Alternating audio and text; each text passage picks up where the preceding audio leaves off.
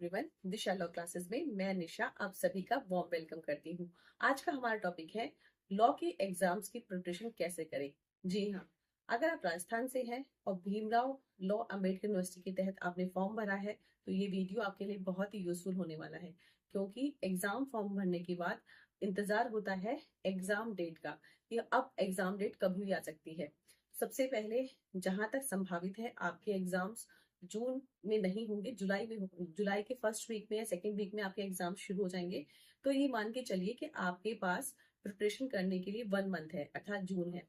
जुलाई में आप रिवीजन करोगे, क्योंकि कभी भी एग्जाम्स में पढ़ाई नहीं होती है, एग्जाम्स में रिवीजन होता है। इसीलिए आप अभी से अपनी प्रिपरेशन को स्टार्ट कर लीजिए, ताकि एग्जाम में आपको परेशानी नहीं होगी और ना ही घबराहट होगी कि कैसे हम एग्जाम्स को मैनेज करें। कुछ ट्रिक्स और यूजफुल ट्रिक्स जो है मैं आपके साथ शेयर करूंगी। अगर आप उन्हें फॉलो करते हैं तो आपको बहुत ही अच्छा रिजल्ट मिलेगा। इसको आप रियल में आजमा के देखिए। उसके बाद में अगर आपको रिजल्ट नहीं मिले तो आप मुझे कमेंट सेक्शन में कहना कि मैम हमने आपकी ट्रिक्स यूज की लेकिन फिर भी हमें मार्क्स नहीं मिले।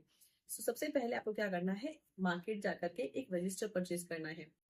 उस रजिस्टर में सबसे पहले पेज पर आपको वे बुक्स जो आपके उस साल में आएंगी, जैसे कि अगर आप लॉ फर्स्ट ईयर के स्टूडेंट हैं या फिर एलएलबी सेकेंड ईयर के स्टूडेंट हैं या एलएलएम के स्टूडेंट हैं, तो आपके उस साल में जो जो बुक्स मेंशन की गई हैं, फर्स्ट ईयर में 10 पेपर्स हैं, सेकेंड ईयर में 9 पेपर्स हैं, थर्ड ईयर में 8 पेपर्स हैं, तो उन सबके नाम आपको लिखने हैं। सबसे पहला काम आपको ये करना है।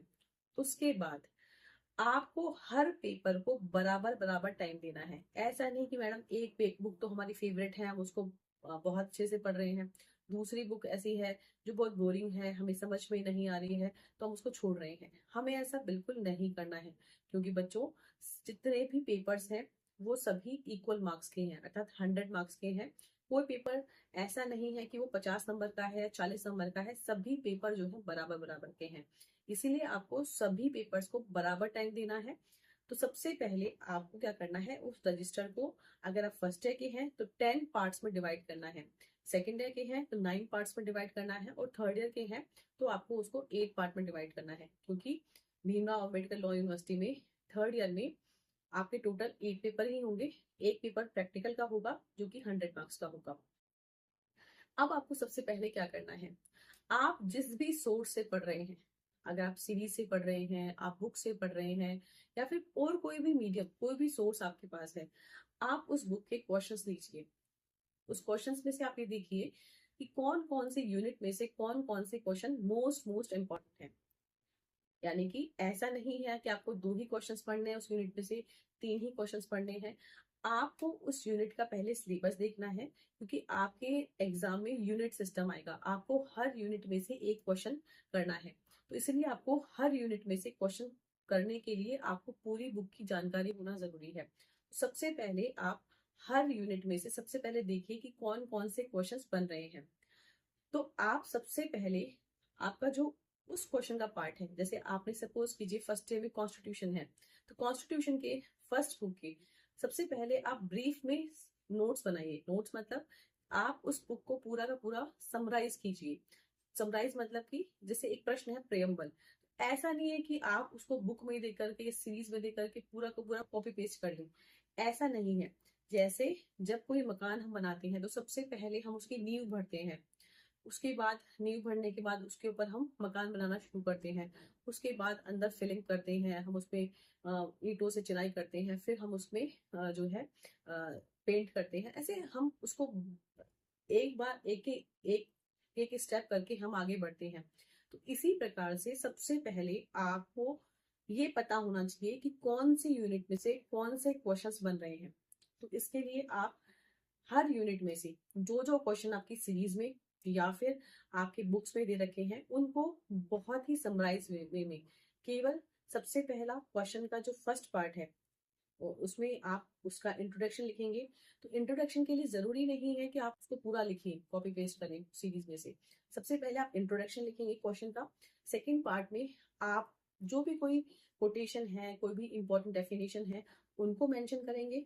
उसके बाद में आप जो कीवर्ड्स हैं, अर्थात पूरे के पूरे क्वेश्चन का जो असेंस है, मेन मेन मेन मेन जो जो भी पॉइंट्स हैं उन सब पॉइंट्स को अपने पेज में लिखेंगे। तो ऐसे आपका पूरा क्वेश्चन कोशिश कीजिए कि 1 या 1.5 पेज से ज्यादा नहीं जाए, अर्थात 1 पेज में 2 पेज में पूरे के पूरे क्वेश्चन को लिख लेंगे, जिसमें पूरे के पूरे क्वेश्चन का स्ट्रक्चर जो है वो बन जाएगा, बना लीजिए। इसी प्रकार से जो लैंडमार्क जजमेंट है वो भी उसमें मेंशन कीजिए।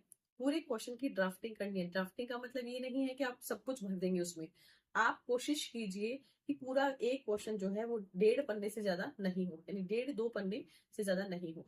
इसी प्रकार से हर यूनिट में से जितने भी क्वेश्चन आपकी सीरीज में बुक में मेंशन किए गए हैं वो सब आप उन सब क्वेश्चंस को स्टेप बाय स्टेप लिखते जाइए।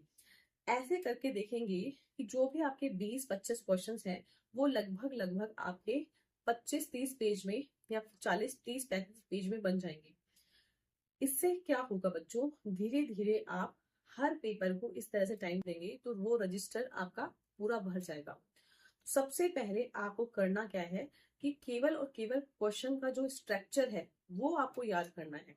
क्यों याद करना है बच्चों? क्योंकि एलएलबी है, ये एक ऐसा प्रोफेशन नहीं है जिसमें आपको जो पढ़ रहे हो कभी काम नहीं आएगा। जो भी सब्जेक्ट आप पढ़ रहे हो वो कहीं ना कहीं आपके लिए यूजफुल होगा। तो एटलीस्ट आपको उस क्वेश्चन का जो स्ट्रक्चर है वो पता होना चाहिए, उस क्वेश्चन का आंसर पता होना चाहिए। जैसे अगर आपसे कोई पूछे प्रेसिडेंट, राष्ट्रपति, तो राष्ट्रपति के बारे में आपको एटलीस्ट पता होना चाहिए कि राष्ट्रपति कौन होता है, राष्ट्रपति की नियुक्ति होती है या इलेक्शन होता है, आपको उसके बारे में पता होना चाहिए।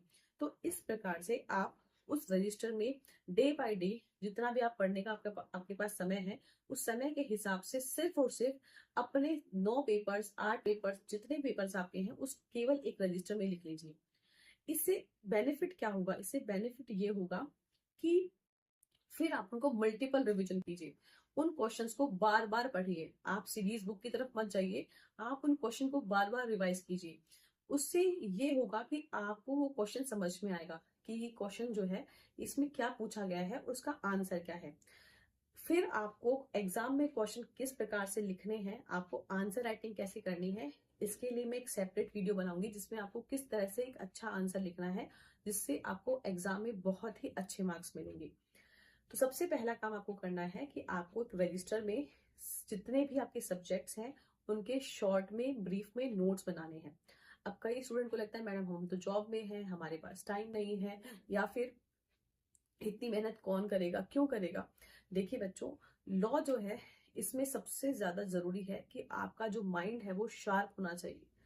शार्प का मतलब है कि आप, क्योंकि लॉ जो है वो ऐसे लॉ के स्टूडेंट के लिए सबसे जरूरी चीज है कि आपका माइंड जो है उसमें सब चीजें होनी चाहिए। क्यों? क्योंकि जो भी अगर आप वकालत करते हो या फिर आपको जज बनना है या फिर आपको टीचिंग में जाना है तो सबसे मेन जो चीज होगी वो होगा आपका माइंड। अगर आपका माइंड और आपका माउथ अर्थात आपका जो स्पीच मैकेनिज्म है जब तक वो ठीक नहीं होगा तब तक आप इस प्रोफेशन में सरवाइव नहीं कर पाओगे।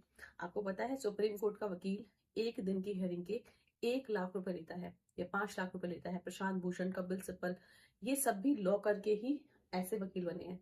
कुछ वकील होते हैं जिनकी फीस 50,000 रुपए है, कुछ वकील है जिनकी फीस 20,000 रुपए है, और ऐसे भी कुछ वकील है जिनकी फीस जो है वो 500,000 रुपए है। कारण क्या है? कि उनकी स्टडी, कि उन्होंने सिर्फ सीरीज पढ़ी है और बस पास हुए हैं। तो आपका उद्देश्य केवल पास होना नहीं है, आपका उद्देश्य यह होना चाहिए कि जब हमारी डिग्री कंप्लीट हो, जिस दिन हमारे हाथ में डिग्री हो, तो कम से कम हमें इतनी नॉलेज हो कि हम कोर्ट में सरवाइव कर पाए। ऐसा नहीं कि सब लोग कहेंगे सीरीज पढ़ के वकील जो है कोर्ट में आ गया है, या फिर इसे कोई नॉलेज नहीं है, या फिर आपसे कोई प्रश्न पूछे आपका रिलेटिव, अड़ोसी पड़ोसी, कि मेरे घर में इस तरह की समस्या है, इसका समाधान क्या होगा। अगर आपसे कोई इस तरह का प्रश्न करे और आप उस प्रश्न का उत्तर नहीं दे पाए तो क्या होगा कि इससे आप उस सोसाइटी में एक लाफिंग स्टोन अर्थात हंसी के पात्र बन जाओगे। तो इसलिए बच्चों, बीइंग अ टीचर ये मेरी रिस्पॉन्सिबिलिटी है और ड्यूटी भी है आपको समझाना कि आप प्लीज जो भी डिग्री, जैसे चाहे एलएलएम कर रहे हैं या एलएलबी कर रहे हैं, इसमें जो भी बुक बताई गई है वो अच्छे से पढ़ाई कीजिए क्योंकि ये आपके बहुत काम आने वाली है। ऐसा नहीं है सीरीज पढ़ी और एग्जाम दिया, पास हो गए, बस हो गया काम। ऐसा नहीं, क्योंकि आपको 3 साल बाद आपकी जो मेन जर्नी है वो शुरू होने वाली है। सबसे पहले आपको रजिस्टर में सब चीजों को मेंशन करना है, सारे सब्जेक्ट्स को लिखना है। क्वेश्चंस में सबसे पहले जो मेन मेन चीजें हैं, एक तो कहीं भी कोई परिभाषा लिखी गई है तो परिभाषा कहीं कोई सेक्शन आर्टिकल है, उन आर्टिकल सेक्शंस के जो टाइटल है वो लिखने हैं। इसके अलावा जो भी पॉइंट मेंशन किए गए हैं, पॉइंट्स बताए गए हैं, सिर्फ पॉइंट्स लिखने हैं। पॉइंट के अंदर की डिटेल आपको उस रजिस्टर में नहीं लिखनी है। और उसके बाद इंपॉर्टेंट केस लो, ये सब चीजें आपको क्या करनी है, उस रजिस्टर में मेंशन करनी है। और धीरे धीरे जब आपका रजिस्टर कंप्लीट हो जाएगा तो उसको मल्टीपल रिविजन करना है, क्योंकि एग्जाम में आपके पास भी वही 3 घंटे होंगे और जो बच्चा दूसरा टॉप कर रहा है उसके पास भी 3 घंटे हैं। 3 घंटे में आपको 5 क्वेश्चंस जो है करने हैं, माइंडली पहले से ही प्रिपेयर होकर के। आपको ये जाना है एग्जाम में कि सभी बच्चों के पास वही 3 घंटे हैं और हमें उन 3 घंटों को यूटिलाइज करना है। अब उससे पहले किसने कितना पढ़ लिया डजेंट मैटर, या अब के बाद कोई कितना पढ़ेगा ये भी मैटर नहीं करता। मेन चीज है आपकी आंसर राइटिंग।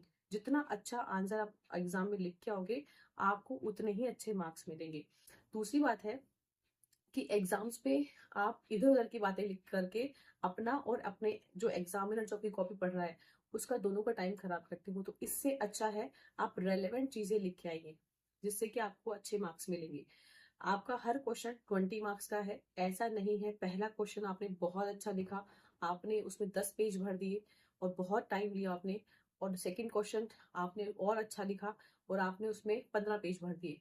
लेकिन आपने थर्ड और फोर्थ फिफ्थ क्वेश्चन में आपने मुश्किल से आधा आधा घंटा, यानी कि आपने उसमें 5 5 पेज भरे, 2 2 पेज भरे। तो इससे क्या होगा, आपका पूरा का पूरा मार्क्स का जो कैलकुलेशन है वो पूरा बिगड़ जाएगा। फर्स्ट क्वेश्चन में आपको 20 से 30 कभी नंबर नहीं देगा, लेकिन हाँ, आपका जो लास्ट क्वेश्चन है या थर्ड क्वेश्चन है जिसमें आपने कुछ नहीं किया है, 2 पन्ने भरे हैं, वहां पे आपको 20 में से 3 नंबर 4 नंबर देगा। इससे आपका जो मार्क्स का जो पूरा कैलकुलेशन है पूरा खराब हो जाएगा। इसलिए बच्चों बच्चों आपको हर क्वेश्चन पर मेहनत करनी है, तभी आपको अच्छा रिजल्ट मिलेगा। इसके अलावा अभी जून है, बहुत गर्मी है, आपको पढ़ने का मन नहीं करेगा, आपको लगेगा बहुत बोरिंग है। अगर आप थर्ड ईयर के स्टूडेंट हैं तो ये मैं आपसे कहना चाहूंगी, आपको जो बुक्स बताई गई हैं आपके सिलेबस में, सबसे पहले सीआरपीसी, सीपीसी और एविडेंस, कोशिश कीजिए उनको बेरट से पढ़ने की, क्योंकि ये बुक्स आपके लिए बहुत ज्यादा मोस्ट इंपॉर्टेंट है। और जुडिशरी के एग्जाम में ये जो है मेजर लॉज है, ये आपको आने चाहिए। इसके अलावा सेकेंड ईयर में आईपीसी और ट्रांसफर प्रॉपर्टी, ये बुक मोस्ट इंपॉर्टेंट है, इनको बाकी बुक से ज्यादा समय दीजिए। इसके अलावा फर्स्ट ईयर में कॉन्स्टिट्यूशन और कॉन्ट्रैक्ट, हिंदू लॉ, ये मोस्ट इंपॉर्टेंट है। इन बुक को बाकी बुक से थोड़ा एक्स्ट्रा टाइम इससे दीजिए और इनको बेरट से पढ़िए। कोशिश कीजिए कि आप इनके बेरट आपके पास हो, ताकि आपको जो लॉ है, लॉ मतलब जो सेक्शंस में मेंशन किया गया है उसकी जानकारी आपको हो। तो आपको एलएलबी के एग्जाम में अच्छे मार्क्स लाने हैं, तो सबसे पहले आप अपने खुद के छोटे नोट्स, शॉर्ट नोट्स बनाइए, ताकि आपको जो भी प्रश्न आपसे एग्जाम में पूछा गया उस प्रश्न का आप आंसर हर स्थिति में देने को तैयार हो। क्योंकि अगर आप मुझसे पूछो मैम मैम हमें 5 क्वेश्चन बता दीजिए इंपॉर्टेंट जो एग्जाम में आएंगे, हो सकता है मैं आपको बता दूं, लेकिन अगर वो क्वेश्चन नहीं आए तो फिर आप क्या करोगे, आपका पूरा साल खराब हो जाएगा, आपको दोबारा फॉर्म भरना पड़ेगा, आपको दोबारा से एग्जाम देना पड़ेगा, तो काफी सफर होना पड़ेगा।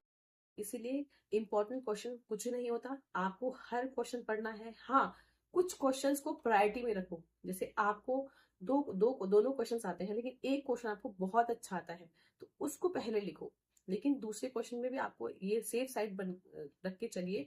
कम से कम ऐसा क्वेश्चन कोई भी नहीं हो जिसमें आप लिखने की स्थिति में रहो ही नहीं। तो इसलिए सबसे पहले शॉर्ट नोट बनाइए। और जो है नेक्स्ट वीडियो में मैं हर क्लास के, चाहे एलएलबी फर्स्ट ईयर है, second year, third year, LLM, हर किसी के इंपॉर्टेंट क्वेश्चंस मैं आपके साथ शेयर करूंगी, प्लस उनके सोल्यूशन जो है मैं आपके साथ शेयर करूंगी। मेरा ये चैनल नया है, मैंने अभी ये चैनल स्टार्ट किया है, तो आप चाहिए तो मेरे चैनल को सब्सक्राइब कीजिए, अपने फ्रेंड्स के साथ शेयर कीजिए, जिससे कि मुझे मोटिवेशन मिले। और कमेंट सेक्शन में आप मुझे बता सकते हैं कि कौन कौन से क्वेश्चंस, कौन कौन से पेपर्स आपको डिफिकल्ट लग रहे हैं, तो उनके इंपॉर्टेंट क्वेश्चन मैं पहले बनाऊंगी। इस प्रकार की मोर अपडेट्स के लिए प्लीज चैनल को लाइक कीजिए, सब्सक्राइब कीजिए। थैंक